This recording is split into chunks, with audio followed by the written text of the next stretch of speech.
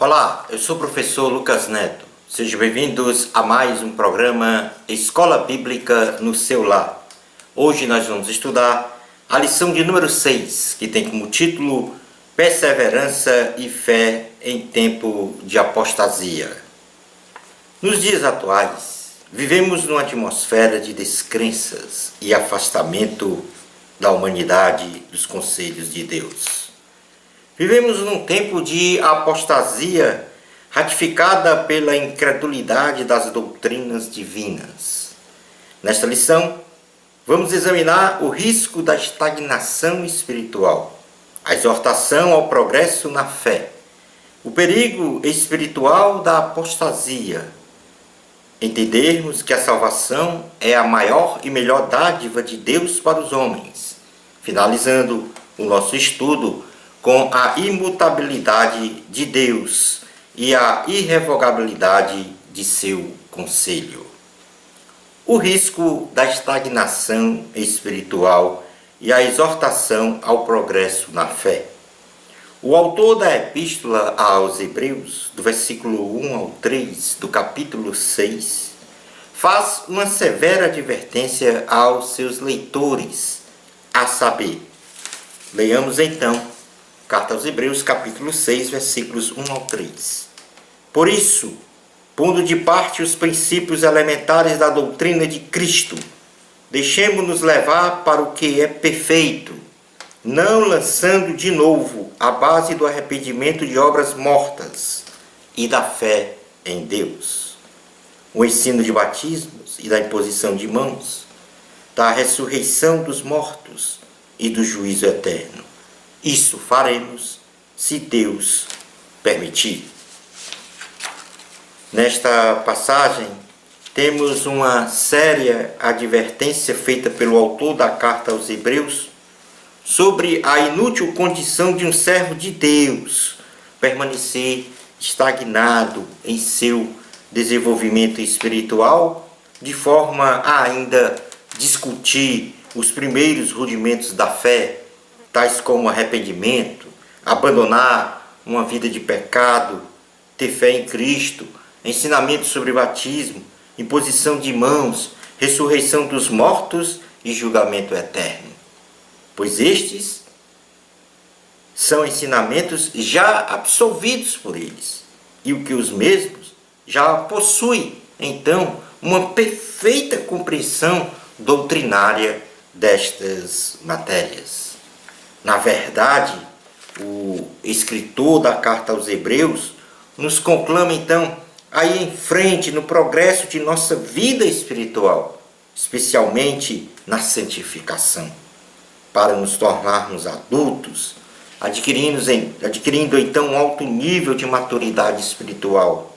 E em frente é a ordenança para cada vez mais conhecermos a Deus e a sua vontade, de forma vivencial, com comunhão e com intimidade com o Senhor Jesus, não voltando aos assuntos base do cristianismo. Tanto aqui há uma exortação ao progresso na fé. Não devemos então estar novamente voltando aos primeiros rudimentos que já aprendemos sobre o cristianismo. Na verdade, nós temos que progredir e ir em frente, conhecendo cada vez mais o Senhor na forma vivencial e experiencial com Deus. O perigo espiritual da apostasia. A palavra grega apostasia significa o integral abandono de uma pessoa ou comunidade às crenças embutidas numa determinada fé, ou seja, indica a total deserção das doutrinas de uma religião, ou seja, significa a rejeição da fé, significa de forma premeditada e voluntária o abandono da fé.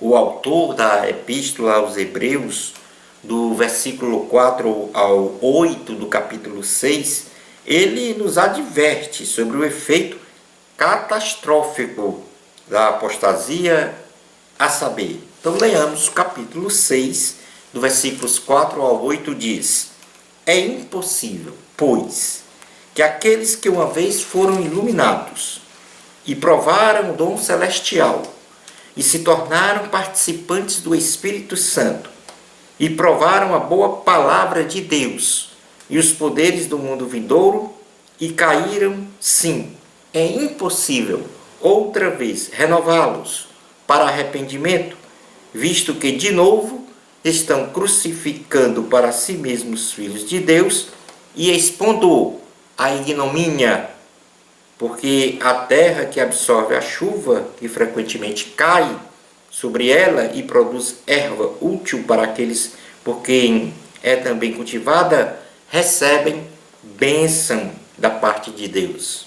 Mas, se produz espinho e abrolhos, é rejeitada e perto está da maldição, e o seu fim é ser queimada. Aqui há uma divisão em duas partes sobre importantes ensinamentos. Em primeiro lugar, a estagnação espiritual. Ela gera incredulidade e a incredulidade gera a apostasia. Então, ele vai falar em primeiro lugar sobre o perigo espiritual da apostasia. Ou seja, em linhas gerais, o autor coloca neste texto que é impossível que aqueles que de forma consciente e premeditada apostataram da fé, isto é, rejeitaram a fé em Jesus, mesmo na condição de estarem na luz de Deus, terem experimentado o dom celestial da salvação, a presença do Espírito Santo em suas vidas, conhecido a palavra e o poder de Deus, mas depois abandonaram a fé de forma voluntária, por terem as mentes cauterizadas, uma dura cerviz e uma brutal insensibilidade às coisas de Deus, para estas pessoas é impossível que se arrependam de novo, pois o que eles fizeram quando abandonaram a fé, através da atitude de apostasia, eles crucificam a Cristo novamente e zombam de modo público do sacrifício de Jesus na cruz do Calvário. Foi o que o autor disse no capítulo 6, do versículo 4 ao 6. Leiamos novamente. É impossível, pois, que aqueles que uma vez foram iluminados e provaram o dom celestial e se tornaram participantes do Espírito Santo e provaram a boa palavra de Deus e os poderes do mundo vindouro e caíram, sim, é impossível outra vez renová-los para arrependimento, visto que de novo estão crucificando para si mesmos o Filho de Deus e expondo-o à ignomínia. Na segunda parte deste perigo espiritual da apostasia, o autor diz que a apostasia é um câncer crônico, incurável, na vida espiritual de um ser humano. E por isso, não podemos de modo nenhum deixar de regar o nosso solo, ou seja, o nosso corpo, a nossa alma e o nosso espírito com os ensinamentos da palavra de Deus. Isso para termos uma vida abençoada e vida com abundância, como a terra que recebe a chuva e produz plantas e excelentes frutos. Caso contrário, uma vida longe de Deus nos leva à maldição da condenação eterna, como a terra que sem a chuva produz espinhos e abrolhos e para nada servem. E ele afirma isso no versículo 7 e 8 do capítulo 6 da carta, quando diz: porque a terra que absorve a chuva, que frequentemente cai sobre ela e produz erva útil para aqueles por quem é também cultivada, recebem bênção da parte de Deus, mas se produz espinhos e abrolhos, é rejeitada e perto está da maldição, e o seu fim é ser queimada. Como terceiro ponto deste capítulo, o autor vai falar sobre a salvação em Cristo como a maior e o melhor presente de Deus para os salvos. O autor da Epístola aos Hebreus, do versículo 9 ao 12 do capítulo 6, afirma que a salvação é maior e melhor entre as bênçãos que nos são dadas pelo Senhor, a saber.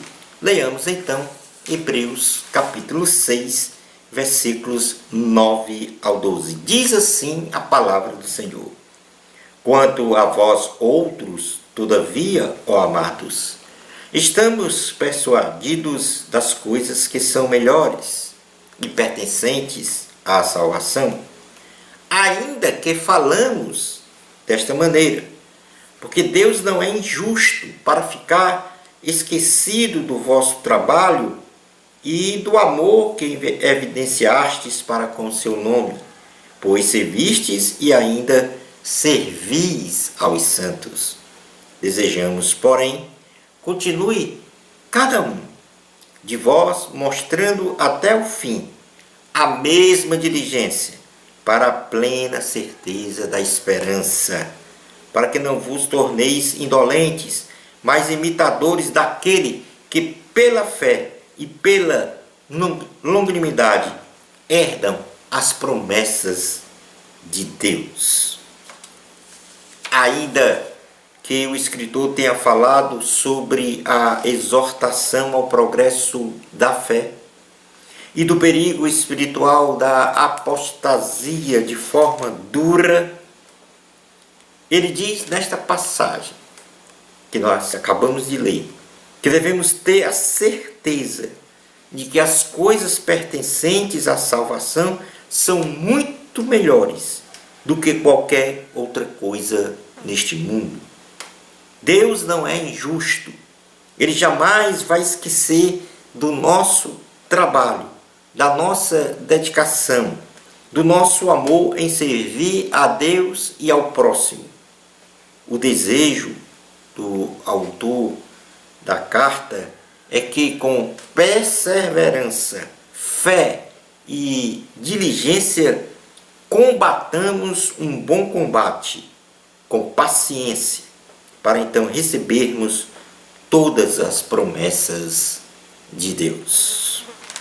Portanto, abandonar a fé não é o melhor caminho. Ao contrário, é o pior caminho que uma pessoa deve tomar. Portanto, na realidade, nós devemos nos manter firmes, perseverantes, com fé em Deus e com uma diligência, um esforço até mesmo sobrenatural para permanecer no caminho, independente das circunstâncias, das aflições, das angústias, dos problemas em que passamos. Vamos falar agora sobre a imutabilidade de Deus e a irrevogabilidade de seu conselho. O autor da Epístola aos Hebreus, do versículo 13 ao 20 do capítulo 6, registra o cumprimento da promessa de Deus a Abraão e reafirma Jesus como nosso grande sumo sacerdote. A saber, leamos então esta passagem do versículo 13 ao 20, que fala sobre a imutabilidade da promessa de Deus. Pois quando Deus fez a promessa a Abraão, visto que não tinha ninguém superior por quem jurar, jurou por si mesmo, dizendo: certamente te abençoarei e te multiplicarei. E assim, depois de esperar com paciência, obteve Abraão a promessa, pois os homens juram pelo que lhes é superior, e o juramento servindo de garantia para eles, é o fim de toda contenda. Por isso, Deus, quando quis mostrar mais firmemente aos herdeiros da promessa a imutabilidade do seu propósito, se interpôs com juramento, para que mediante duas coisas imutáveis, nas quais é impossível que Deus minta, forte alento tenhamos nós, que já corremos para o refúgio, a fim de lançar mão da esperança proposta, a qual temos por âncora da alma segura e firme e que penetra além do véu, onde Jesus, como precursor, entrou por nós, tendo se tornado sumo sacerdote para sempre, segundo a ordem de Melquisedeque. Deus fez uma promessa a Abraão e foi o avalista desta promessa pelo seu próprio nome, pois não existe avalista maior do que este nome. Deus prometeu que abençoaria Abraão ricamente e lhe daria muitos descendentes. Fato consumado na história bíblica. Abraão esperou com paciência no Senhor e recebeu a promessa divina, demonstrando então que Deus é imutável e suas promessas são irrevogáveis.